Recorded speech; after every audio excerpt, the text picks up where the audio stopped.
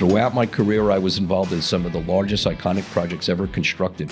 I found my place in the industry when I found a connection between my mechanical drawing skills and analyzing the sequence of construction. So that really got me to understand that when you have these large projects with many project managers, there's a need to standardize the way that they look at and describe the information that they're reporting. Why do so many large mega projects result in litigation? What's the secret to navigating claims in litigation? What were the hidden costs on those projects? Over the last 50 years, I've learned to hold fast to these strategies. It has taught me a lot about the construction industry and has saved clients many millions of dollars in litigation and billions of dollars in unnecessary construction costs. As it is said, the devil is in the details.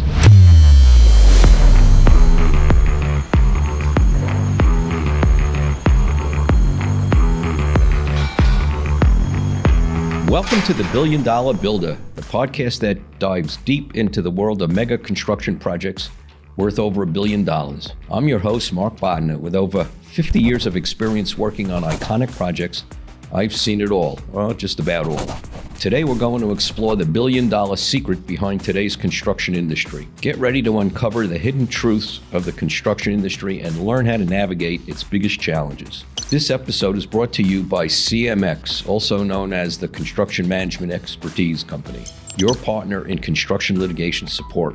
When you're facing complex claims and need expert guidance, CMX is here to help you cut through the chaos. Visit our website at https://cmx.llc/home and mention $1 Billion Builder for a free consultation on your case. Now let's take a look at another crucial aspect of managing mega projects. How did I start? Well, I started in the construction industry by studying architecture at New York Institute of Technology. What drew me into the industry was the practical aspects of construction. When I realized that what I lacked in design talent was more than made up with my pragmatic skills in analyzing how constructions were built to withstand the test of time. What made me stay in the industry, you ask? That's a good question. I found my place in the industry when I found a connection between my mechanical drawing skills and analyzing the sequence of construction. When I took a job in the early 70s as a project scheduler, this early exposure to computers as a CPM scheduler changed my career trajectory. I became a liaison between construction technology software developers and construction project managers by falling into this position. How did I evolve with construction of mega projects? Well, the first mega project I ever worked on was EPCOT Center in the late 70s, early 80s. It was worth over $1 billion. That's $1 billion in today's dollars.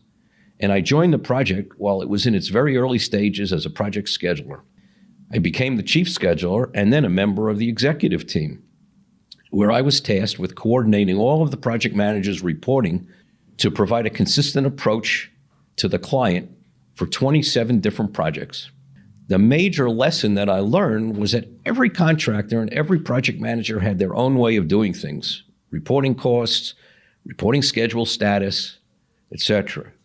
This made it impossible to aggregate the information for executive consumption. When you had so many different project managers calling things differently. As an example, I realized that the industry needed to change from managing huge projects with many project managers and one client. When I was attending an executive level project status meeting on EPCOT with the client, and the client demanded a standardized approach to reporting so he could quickly make sense of what he was being told, because there were disparate approaches and different terminology being reported by the project managers. A simple example was in the use of language. Terms like change order request versus pending change order, estimated final cost versus cost to complete. Every project manager was calling it something different. And in the meeting, we really didn't understand what the underlying elements were that made up the number that was being presented to the client. So that really got me to understand that when you have these large projects with many project managers, there's a need to standardize the way that they look at and describe the information that they're reporting. Now you may ask, what were the hidden costs on those projects? Well, unnecessary project costs occur when ineffective communications leads to wasted time, inefficient reporting, causing late decision-making. A failure to resolve problems early leads to minimal opportunities to explore options by the client, whether the client is an owner or a developer. Another real-life example occurred on EPCOT Center when there was an inadequate knowledge of underground conditions due to an inaccurate preliminary geotech exploration that led to the wrong assumptions. The geotech report indicated that the depth of the muck, which was organics in the swamp, was only 6 feet, because the engineer performing the initial exploration only brought along a 6-foot-long pole. During the site preparation works, the very first driven pile disappeared into a limestone cavity. This unknown condition turned out to require pumping of thousands of cubic yards of concrete slurry to fill the void. The impact of this unknown condition created a 3-month delay, and it required a complete redesign of the project site. So ill-defined and inadequate operating procedures played a role in inflating project costs, because in my experience, I have seen that a failure to work with good information can lead to uncovering field conditions when it's too late to resolve the problem in the most cost-effective and timely manner. To avoid some costs and uncoverable lost time, how might technology transform a situation like that? Well, over the last 40 years, technology has had a profound impact and transformed the industry. When I began in the industry, we prepared project CPM schedules by hand, carefully transferred the data to coding sheets, key punched and compiled cards, and ran the cards through mainframe computers. Not only was the process tedious, but it was prone to errors. And even when accurate, it provided a schedule that was immediately out of date. Needless to say, it was not received very well by field superintendents and project managers. At the time, its primary value was linking the schedule to payment applications based on activities percent complete, and occasionally it was utilized for schedule delay claims analysis. If you're currently dealing with a massive claim or find yourself in the thick of litigation, don't forget to check out our website. There you'll find our comprehensive questionnaire that can serve as your roadmap to resolution. Remember, the right information can save you millions in litigation costs. Before the proliferation of personal computers in the 1980s, all communications amongst the project team were paper-based. That is, inter-office envelopes were hand-delivered from desk to desk, which really slowed things down, slowed down communications, and was ripe for miscommunication. Nowadays, communications are web-based, and content and format can be structured requiring specific information. An example would be the format of an RFI or a change request, which could be prescribed and processed through workflows in the system. And through the internet, the communication is instantaneous from the sender to the recipient. A predetermined workflow enforces collaboration. Now, there are still challenges to be overcome for the use of technology in large mega projects, mostly due to the entrenched habits and, dare I say, headstrong project managers. All project managers in construction that I have ever worked with are essentially A-type personalities. They believe that the value they bring to the project is the experience that they've had in the past, and they really aren't willing to change the way they get things done, especially older individuals, kind of like me. They don't really want to adapt to technology. Additionally, senior management has been burned in the past due to software developers' promises of improvement in communications using computers. Many executives during the 1990s through the early 2000s were sold what some of them have referred to as vaporware. It didn't fulfill the promised results. The expansion of the internet early in the century and the explosion of competing project management software companies, along with the recognition by students of academia that the availability of practical, easy-to-use applications for construction project management has changed the landscape. However, challenges do remain in the adoption of a standardized approach in the use of project management information systems. Such challenges can be resolved by executive dictate, a robust training program, as well as support, and a robust set of contract language in the construction agreement's general requirements. Now, why do so many large mega projects result in litigation? There's a variety of reasons that most projects over $500 million end up in litigation.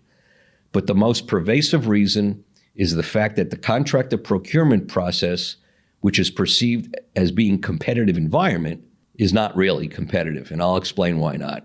The actual risk that owners think they have transferred to the constructor is not what happens once the construction contract is signed. At this point, the contractor controls most if not all, of the information about the status of the cost and schedule, and the contractor is able to monopolize that project information. Now, this creates an imbalance of power to make and enforce timely decisions that are in the client's best interests. This asymmetry of information puts the client at a disadvantage in any attempt to mitigate cost and schedule impacts, as it minimizes the decision-making time frame, thereby eliminating options for the client to control impacts on the project's cost and schedule.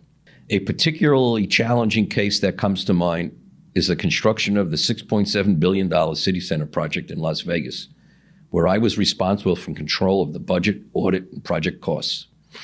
With an extremely aggressive schedule, construction began as soon as the preliminary design stacking of the high-rise building was set. The overlapping of design and construction necessitated a guaranteed maximum price in form of agreement, or a GMP. Fortunately, I was involved early enough in the project to establish both the collaborative web-based project management system as well as contractual general requirements to enforce compliance. The prime contractor participated in the development of the general requirements. Together, they were used to foster collaboration, transparency, and accountability in managing over $3 billion of construction via time and material directives prior to submission of the contractor's proposed GMP. Despite efforts by the contractor to control detailed cost information, the system that was in place, combined with the enforceable contract requirements, leveled the playing field and allowed the owner a level of control that would not have been possible without these safeguards. This delivery approach, taken by the owner, consisted of 4 key elements. Number 1, a technical solution, in other words, the project management information system, which was the foundation for the system of record, because it captured a fact-based single source of truth that was relied upon to track all cost and schedule issues impacting the project. Secondly, a robust contract general requirements that established enforceable reporting requirements upon the contractor. Third, an owner's project team comprised of experienced multidisciplinary staff. In other words, effective intermediaries were able to both estimate changes on the owner's behalf and scrutinize contractor submissions for compliance with the contractor's contractual obligations to reconcile differences and align with the owner's in-house estimating efforts. The last component was a training program that was endorsed by the owner's executive team to ensure adoption of the PMIS system. The project management system toolset had a positive effect on organizational change management and got everyone aligned. Prolonged litigation was avoided despite countersuits filed by all parties involved, with a legal strategy that established prior to discovery that the owner's project management system was to be relied upon as a single source of truth system of record throughout litigation. Although litigation still took quite a bit of time, both parties' claims were settled just prior to the start of trial. Over the past 50 years, I've worked on more iconic mega projects worth over $1 billion each than anyone else in the construction industry. After climbing the corporate ladder to become a project executive, the most impactful thing I've learned is that there's 1, a lack of communication, 2, inconsistencies in operating procedures, and 3, a lack of technology enablement. This results in billions of dollars of unnecessary construction costs and millions of dollars in litigation. The sad truth is that most projects over $500 million will likely end up in litigation. And if you're the poor attorney or claims consultant stuck in the middle of this mess, you may benefit from my ability to get to the bottom of the project's history. For over 50 years, I've used my experience to tell the true story of a project's history, resulting in millions of dollars in litigation cost savings and expedited resolutions of claims. If you understand what I'm talking about, you're probably in over your head in litigation or a massive claim. Below, you'll find a list of questions that will at the very least provide a roadmap for what I'll need to know to help you settle your claim and report massive successes to your constituents. Click the link below and we'll ask just a few questions that will help you identify how to overcome your claims challenges. Remember, the right information can save you millions in litigation costs. Now, I'd like to describe some proactive strategies to avoid disputes. As I discussed before, the following proactive measures are fundamental to prevent disputes. First and foremost, a technical solution. That is a project management system, or PMIS, that is the foundational element for capturing a fact-based source of truth. Such a record can be relied upon to track all cost issues and how they were dealt with collaboratively or not during the course of the project. Second, a well-written, clear, and robust contract general requirements, or Division 1 of the specifications, that establishes enforceable reporting requirements upon the contractor is absolutely required. Thirdly, an owner representative project team that is comprised of experienced and multidisciplined project management staff acting on the owner's behalf, that is, effective intermediaries, to both estimate changes and scrutinize contractor submissions for compliance with the contractor's contractual obligations. And lastly, a well-developed and adhered to training program endorsed by the owner's executive team to ensure adoption of the project management system tool set that influences organizational change management and gets everybody working in the system. Additionally, project managers must deal with issues at the time they become known. Escalation of issues as they arise via a project management information system to the executive level should result in immediate involvement of disputes within strict timeframes, avoiding the "we'll solve it later at the end" mentality because memories fade and facts are forgotten. Resolution of disputes never gets easier from an owner's perspective. The longer issues remain unresolved often results in the owner paying more. Often, the best strategy is just to resolve the issue. Because in large organizations or large projects, people tend to move on quickly, so facts and background information can easily be lost or forgotten. Also, it's important to enforce notice and entitlement provisions. That is, don't let the contractor submit a claim at the finish or after the project's completion. Most recently, I was tasked with the responsibility of evaluating a suit filed by the owner against the cost consultant, who was my client, on a multi-billion-dollar project. Amongst numerous interviews of project participants and a deep dive into the project records, I was able to ascertain the validity of both claims. As it turned out, one party strictly conformed to their contractual obligations, and the other party was totally at fault for failing to perform at a level commensurate with the industry standard of care, which was required of them by contract. Upon release of my rebuttal to the faulty party's claim, all issues were resolved without litigation beyond the discovery phase. The importance of collaborative communication and a robust documented record, along with the deep experience in construction contract management and construction practices in the field, cannot be overstated. So I have been asked, what's the secret to navigating claims and litigation? Well, it's not really a secret. The most effective approach to analyzing projects' history should be framed by actual experience managing projects. The risk of utilizing an expert witness whose actual construction management experience is limited to academia limits that individual's ability to apply practical knowledge to the nuances of the construction industry and can oftentimes result in a theoretical view of the project record. I learned how to document claims early in my career while working as a schedule consultant. Because, as it is said, the devil is in the details. Throughout my career, I was involved in some of the largest iconic projects ever constructed. Over the last 20 years or so, the advent of easy-to-use construction project management systems have evolved. And while technologies have been adopted in our everyday lives, it has become more apparent to me every day that project delivery success depends upon collaboration and aligned objectives for all participants. Over the last 50 years, I've learned to hold fast to these strategies. It has taught me a lot about the construction industry and has saved clients many millions of dollars in litigation and billions of dollars in unnecessary construction costs. Now, if I might, I'll leave you with a few closing thoughts. Some key takeaways for you as we wrap up this session. Asymmetrical information is the bane of large construction projects, but can be overcome with the strategic use of technology. Large mega projects require multiple project managers and numerous contracted entities. A standard approach to organizing and reporting data is paramount.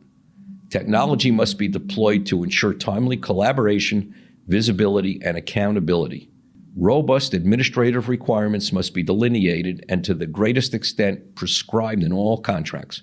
The owner must depend upon experienced and effective intermediaries, fully proficient in all aspects of construction, meaning all technical disciplines, civil, mechanical, plumbing, electrical, all kinds of engineering disciplines are involved in these large projects, and you need to have people that are experienced in how to read the plans, understand the scope of work, what's included in the contract and what is not.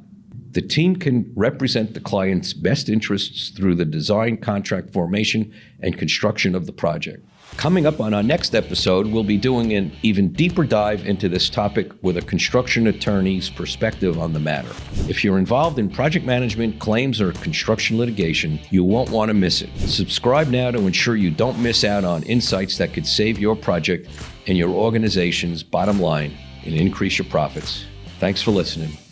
That wraps up today's episode of the Billion Dollar Builder. Remember, in the world of mega projects, knowledge isn't just power, it's money in the bank. If you're knee-deep in a dispute or you're just embarking on a new mega project in its early stages, check out our questionnaire at cmx.llc. It could be your first step toward a successful project or claim resolution. Until next time, this is Mark Bodner reminding you that every project has a story. Make sure you know how to tell it.